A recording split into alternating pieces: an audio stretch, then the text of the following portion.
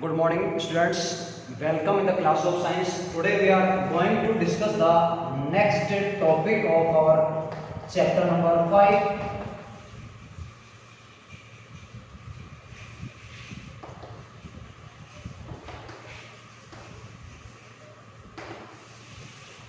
Next topic. As in the last class we were discussing about some important cell organelles. Today we will discuss about the remaining cell organelles of a cell. And the next one is plastid. Plastid. The term plastid was given by Haeckel. Term means word. Term means, or we can say word. The word plastid was given by Haeckel. जो term है plastid वो scientist Haeckel ने दी है.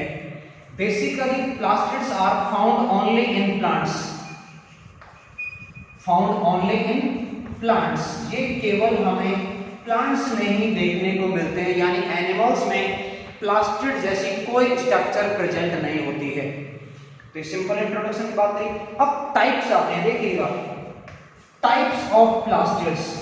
हमने कहा कि ये केवल प्लांट्स में प्रेजेंट है, तो प्लांट्स में प्रेजेंट होने की वजह से क्या इनका स्पेसिफिक फंक्शन होगा, टाइप्स किस तरह से हम यहां आइडेंटिफाई करेंगे. देखिएगा एक बार प्लास्टिड्स. अब टाइप है तो इसको अपन प्लूरल फॉर्म में लेंगे. Plastids are of two types. First one leucoplast and second one chromoplast.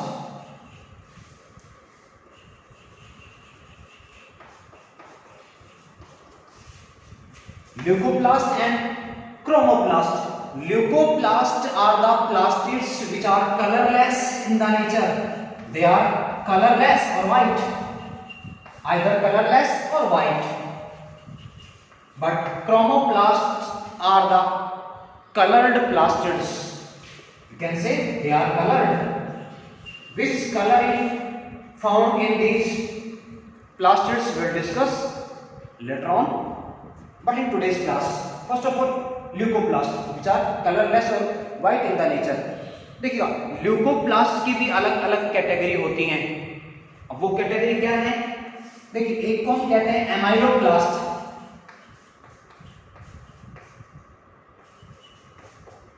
Amyloplast देखिएगा एक एंजाइम होता है अमाइलेज. एमाइलेज एंजाइम क्या करता है, स्टार्च को माल्टोज में कन्वर्ट करने का काम करता है. तो एमाइलोप्लास्ट के लिए अपन कह सकते हैं कि ये फैट, अपन कह सकते हैं कि ये स्टार्च या कार्बोहाइड्रेट के स्टोर करने का काम करेंगे. कार्बोहाइड्रेट को स्टोर करेंगे तो नाम दे दिया अमाइलोप्लास्ट. इसी तरह से एक होता है इलायोप्लास्ट. इलायोप्लास्ट क्या काम करेंगे, ऑयल पार्टिकल्स यानी फैट को स्टोर करने का काम करते हैं. फैट्स जिनको कि अपन लिपिड्स भी कहते हैं.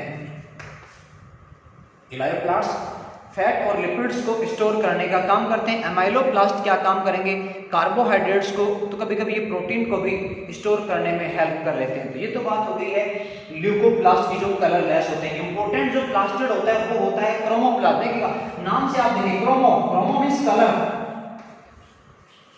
And plast word is coming from plastid, यानी ऐसे प्लास्टिड जिनमें स्पेसिफिक कलर प्रेजेंट होता है उनको हम कहते हैं क्रोमोप्लास्ट. और क्रोमोप्लास्ट का एक बेटर एग्जांपल आप लोग सभी जानते हैं क्लोरोप्लास्ट है. Chloroplast is one type of chromoplast. देखिएगा क्लोरोप्लास्ट आपने छोटी क्लास के अंदर भी पढ़ा होगा, हालांकि ये इतना डिस्कशन पहले आपने नहीं पढ़ा होगा छोटी क्लासेस के अंदर. क्रोमोप्लास्ट जो टर्म है वो एक साइंटिस्ट ने दी है, जिस तरह से हैकल ने दी थी टर्म प्लास्टिड. क्लोरोप्लास्ट टर्म दी है सिम्फर ने, साइंटिस्ट सिम्फर ने क्लोरोप्लास्ट टर्म दी. अब बात करते हैं क्लोरोप्लास्ट की डिजाइन की, स्ट्रक्चर किस तरह से होती है और यहाँ फंक्शन किस तरह से होने वाला है क्लोरोप्लास्ट का. देखिएगा एक बार attention here. Structure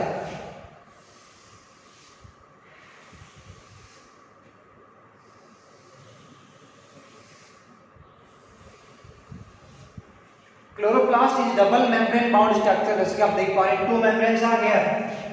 Two membranes are here, so we can say double membrane bound structure. It is a double membrane bound structure. In the inner part of chloroplast, some specific structures are present. They looks like a heap of coins. जिस तरह सिक्कों की ढेरी होती है उस तरह की स्ट्रक्चर नजर आती है. And these structures are interconnected to each other. And these structures are known as thylakoids. Thylakoids, and the connection between two thylakoids is known as Fred channel. Fred channel. Fred channel is a membrane which connect two thylakoids to each other. यानी Fred channel की help से दोनों थाइलेकोइड्स एक दूसरे से connect बनी रहती हैं. इसके बाद जो यहाँ इनर मैट्रिक्स जो होता है, जो कि एक तरह से साइटोप्लाज्म की तरह बिहेव करता है, इसको हम कहते हैं स्ट्रोमा. स्ट्रोमा और जो थाइलेकोइड्स हैं ये मिलकर बनाती है grana. Now you can see two main parts are there in the chloroplast. First one grana and second one stroma. Chlorophyll are also present in the thylakoids. यानी thylakoids में ही chlorophyll भी present होता है, तो अपन ये कह सकते हैं chloroplast में chlorophyll present होता है. What is the basic difference between chloroplast and chlorophyll?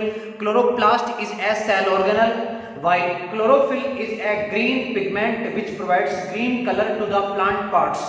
Chloroplast cell organelle है जो कि फोटोसिंथेसिस की साइट की तरह काम करता है, और जो क्लोरोफिल है वो क्लोरोप्लास्ट में ही प्रेजेंट है, और पिगमेंट होने की वजह से क्लोरोफिल प्लांट के पार्ट्स को ग्रीन कलर प्रोवाइड करने का काम करता है. तो आप समझ चुके होंगे मेन फंक्शन यहाँ पे क्या होगा. Chloroplast is known as a site of photosynthesis. That is a site of photosynthesis. यानी जो फोटोसिंथेसिस की प्रोसेस है वो क्लोरोप्लास्ट में ही कंप्लीट होती है. एक और खास चीज आती है क्लोरोप्लास्ट के लिए, जिस तरह से हमने माइटोकॉन्ड्रिया में देखा था, mitochondria contains its own genetic material in the form of DNA. Like that chloroplast also contains its genetic material in the form of DNA. यानी यहां पर भी डीएनए प्रेजेंट होता है. Due to the presence of DNA chloroplast is known as the semi autonomous cell organelle, जो अपने activities को खुद कंट्रोल करने का काम करता है. ये बात होगी क्लोरोप्लास्ट की. लास्ट जो टॉपिक हमारा बचता है चैप्टर का, vacuoles. Vacuoles are the circular structures which are found in both plants and animals. Vacuoles are found in plants as well as in animals. Vacuoles काम क्या करती है? वैक्यूल्स में सेल सैप जो है वो फिल रहता है. यानी जो किसी लिविंग ऑर्गेनिज्म का एक्सिस मटेरियल है, एक्सिस मटेरियल यहाँ पे स्टोर रहता है. हम अगर स्मॉल या लोअर एनिमल्स की बात करें, जैसे हम अमीबा की बात करें, पैरामीशियम की बात करें, तो वहाँ वैक्यूल्स फूड वैक्यूल्स की तरह काम करती है, जिनमें कि फूड पार्टिकल्स स्टोर रहते हैं और वो डाइजेशन में भी हेल्प करते हैं.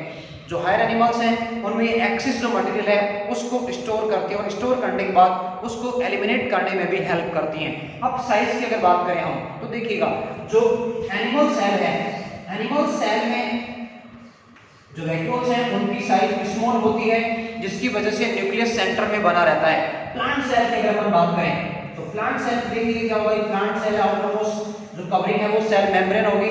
तो यहाँ जो न्यूक्लियस है वो पेरिफेरी की तरफ चला जाता है. रीजन क्या रहा? जो वैक्यूल्स होती हैं उनकी साइज लार्ज होती है. Large vacuoles are found in the plant cells. Their nucleus is known as eccentric nucleus.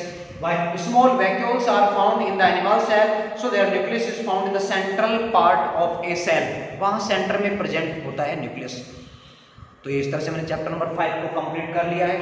इसके क्वेश्चंस आंसर का मैं एक अलग से वीडियो बना के आपको सेंड करूंगा. चैप्टर के कंप्लीट जो क्वेश्चंस आंसर हैं आपको करने हैं. जिन स्टूडेंट्स ने पहले कर लिए हैं क्वेश्चन आंसर्स, उनको दोबारा करने की बिल्कुल रिक्वायरमेंट नहीं है. दोबारा मत कीजिएगा, फर्स्ट अटेम्प्ट में आपको करना है. हाँ, प्रैक्टिस आप सभी करते रहें. जो क्वेश्चन आंसर कर चुके हैं वो एक बार फिर से प्रैक्टिस कीजिएगा. रफ कॉपी में आप प्रैक्टिस कर सकते हैं, फेयर कॉपी में भले ही आप मत कीजिएगा. प्रैक्टिस आप अच्छे से करते रहें. अगर फिर भी किसी क्वेश्चन में आपको डाउट रह जाती है वीडियो बनाने के बाद, अभी वीडियो आपको मिलने वाला है, उस वीडियो में आप चेक कीजिएगा। अगर आप सेटिस्फाई हो जाते हैं, क्वेश्चंस आपको समझ आ रहे हैं आंसर्स के साथ, तो दिक्कत है नहीं। अगर प्रॉब्लम आती है तो आप मुझे अपना क्वेश्चन वाया व्हाट्सएप सेंड कर सकते हैं, हम उस पर भी जो है डिस्कशन कर लेंगे। Now that's all for today, thank you so much.